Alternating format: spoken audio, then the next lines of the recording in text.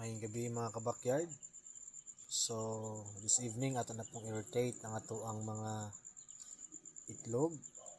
So again, every 6 hours or 3 to 4 times a day ko mag-rotate sa akong mga itlog. Again, kini is Rhode Island Red.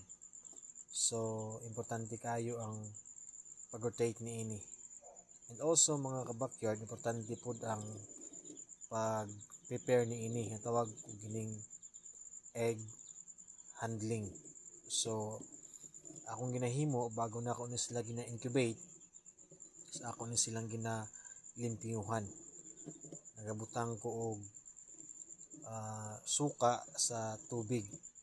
Akong ginabutangan unya ang trapo nga akong ginatrapo ani akong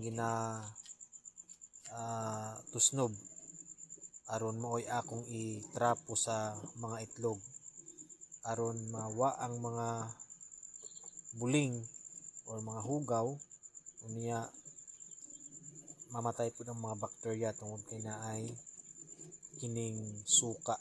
So antibacterial man ang suka. So kinahanglan kayo ang paglimpyo tungod kay kung di malimpyuhan og tarong ang itlog munay mo cause nga dako og posibilidad na madaot ang itlog tungod kay makasulod man sa ang kagaw makasulod sa kining itlog. Munay mo cause nga nganong dili maka-develop o dili mo padayon og develop ang itlog. So importante na siya mga kabakyard, kinahanglan gyud limpyuhan og tarong. And also ang incubator pod bago nato ibutang ang mga itlog kinahanglan pod limpyuhan. Kung gigamit na nimo ang incubator, for example, limpyuhan siya, sprayhan ug butang kag kining chlorine sa tubig aron ma-disinfect ang incubator aron mamatay ang mga bakterya o gulay kagaw aron makatabang na siya og dako nga padayon nga healthy ang ato ang mga itlog. So importante na siya mga kabakyard.